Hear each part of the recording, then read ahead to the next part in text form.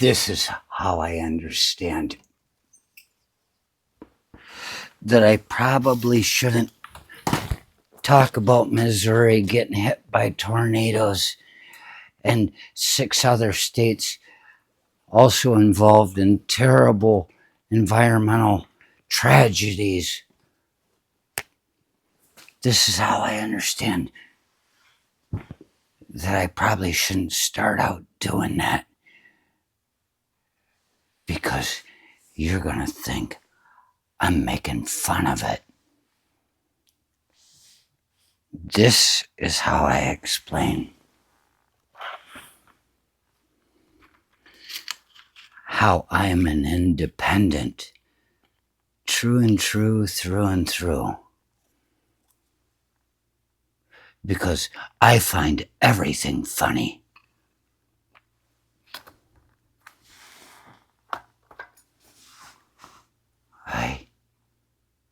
I see the joke in all of it, and not all the jokes are really meant to be laughed at, but it's funny because it's upon us.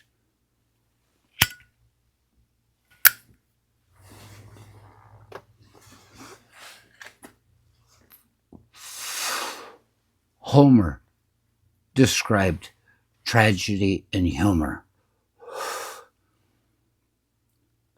The humor is when you see something awful happen to someone else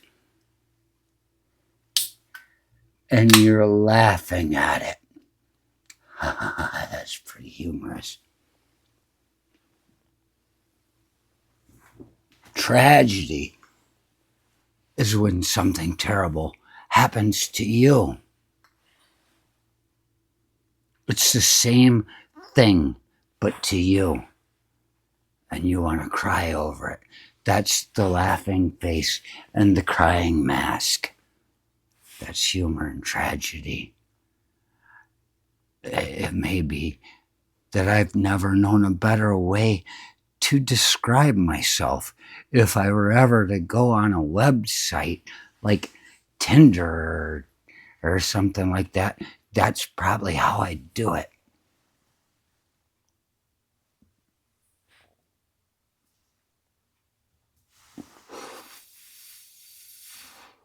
All I'm here to tell you is how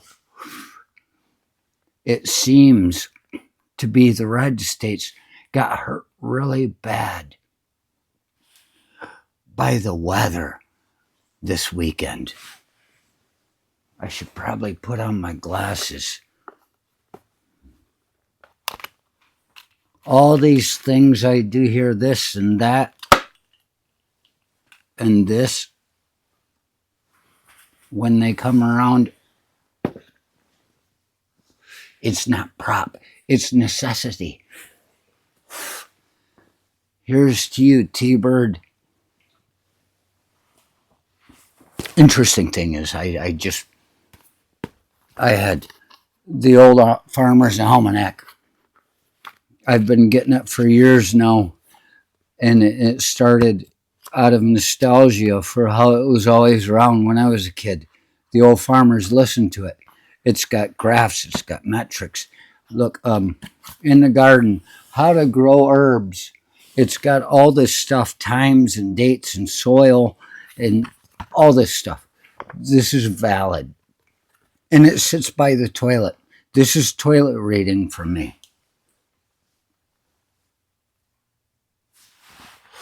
And I picked it up the other day. It's been sitting out here for a few days because I kind of didn't have the right time to do it. But I want to talk about the old Farmer's Almanac right now. Since, I don't know, this is 233rd version. But it sits there. I brought it out. I'm getting around to it now. And after being on the toilet, you get 3 months into the year, you start running out of the things to read. I mean, what's today? You start out with March 16th, 16th of March. Second Sunday in Lent. Nathaniel Hawthorne's The Scarlet Letter, first published, 1850. It'll say things like that. And you go, wow, okay, that's done, but I'm not. And so you start digging through and you find holidays and observances. You find home remedies, amusement. Oh, look, the lover's card. That's Hugo. I don't remember the guy that wrote the thing about the Hunchback of Notre Dame, but he was supposedly one of the Masons in charge of ruling the world. He was the president of the club at one point. Hugo. They make it such a nice Disney movie with Jasmine and the Hunchback of Notre Dame. He's like, ah, and she's like, oh, and they got switched at birth and they fall in love. It's a love story, isn't it wonderful? And he burns down the church. Talk about fucking prophetic. Notre Dame burned just some years ago. But the end of the story, if you read the book, it ends with Jasmine and the hunchback, Quasimodo, quasi meaning partial, not really, and modo meaning body. His name was part body. He wasn't a real human in the story. Quasimodo. You didn't know that, did you? I didn't make that up. Look it up. I think it's Latin, probably. I don't know. But in the end of the story, they dug up the grave because Quasimodo, Jasmine ended up getting hanged in the end. Spoiler alert, you didn't see this in Disney. And they buried her, and then somebody dug up the grave sometime later, and there was Quasimodo's skeleton corpse. He got himself into her grave and was holding her, and they found their skeletons in an embrace. Sounds so sweet and awful, doesn't it? But it's even worse. There's got to be a porn made out of it, because I'm sure the point is that Quasimodo crawled into the grave and started fucking her corpse until he died. He fucked the shit out of her, and she fucked the life out of him, and there they lay together. Oh, anyway, I was these are the things that are in here. It doesn't have all the information.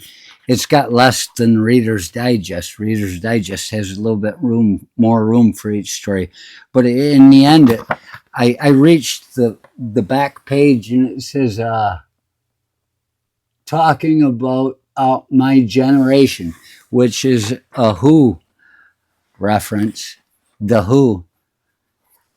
Talking about my generation.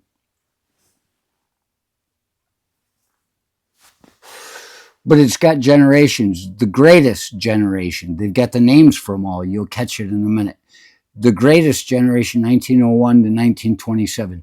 Silent generation, 1928 to 1945.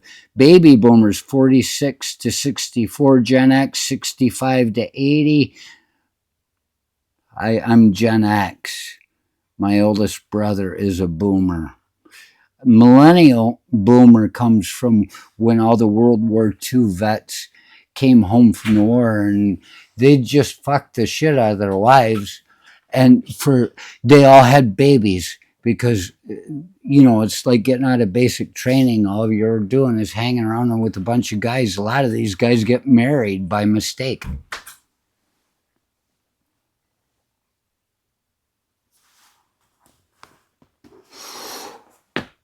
Evidently, they couldn't stop screwing until 1964.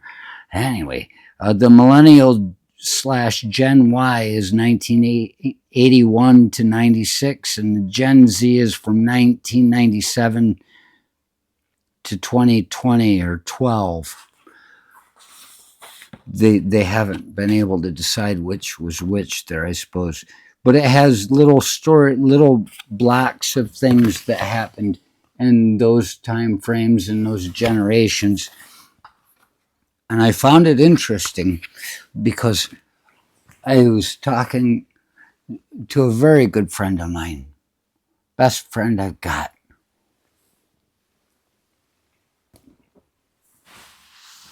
And the father was,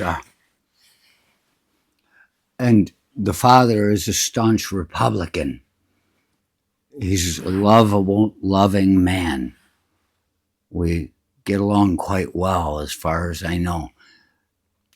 But probably because, well, we are family in that sense.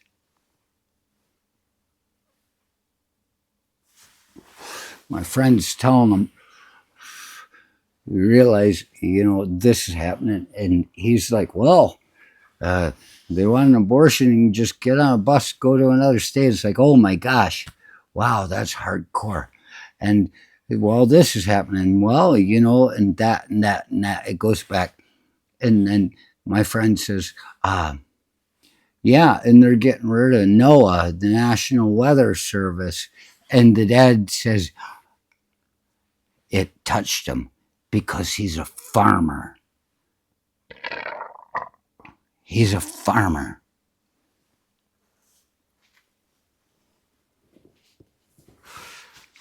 And so I guess that's how you do it. Just let somebody know how it is the people that are supporting with nothing more than Fox News to watch or CNN, whatever. You tell them about the things they're about to lose. And in the back of the Farmer's Almanac, I read, I'm looking, okay, silent years, the silent generation, 1928 to 1945. It had the Great Depression in it, World War II, things, space and radio waves are detected. And here, the Dust Bowl of the 1930s, everything was going to shit. And the Great New England Hurricane in 1938. And then you jump down here to the baby boomers era 1946 to 64, and you see over here, first tornado forecast, Oklahoma, 1948. Those people probably appreciated being told that it was coming. Yeah. And also, the first weather satellite, Tyros 1, launched in 1960. But then you come down here, you go from 1948 to Gen X, 65 to 8, baby boomers, I'm sorry. Yeah, Gen X. You come across here, you got the Vietnam War, you've got Woodstock, you've got Watergate. Imagine when a president could be held accountable and people didn't just fucking let him go. NOAA, National Oceanic Atmospheric Association, I believe is what it is, was formed in 1970. So we look at it, this first tornado was predicted in 1948 and saved farmers' lives so that they could replant. Maybe that's what we should call that poor guy, the tornado. He's going to destroy everything so people can replant and see what comes out of the fucking dismay.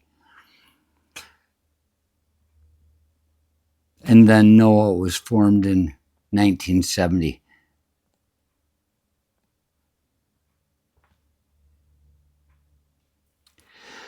It took 22 years from the first tornado forecast for NOAA to be formed.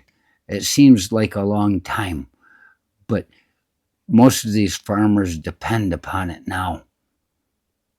They take it for granted, and that's the one thing bothers them when you're taking things away. What do they care if the schools are shutting down? Their kids are raised. You know, you don't know what that kid down the street's going to become. Start breaking in your windows and taking your things because he's just an animal now, living at the basest, most basic sense of understanding, not even understanding of humanity, just understanding. Adam and Eve in the garden again before they eat from the tree of knowledge. So 1977 was formed. It seems it's only taken 55 years for something that only took 22 years to create.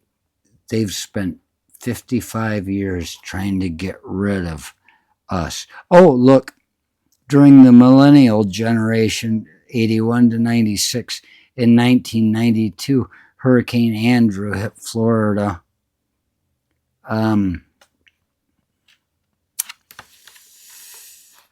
There are always going to be storms coming. And my dad got hit by lightning running off the field because of a storm that showed up. All the farmers think they can predict the weather, but you don't know what's happening. The clouds that you see are only the preface to what's coming.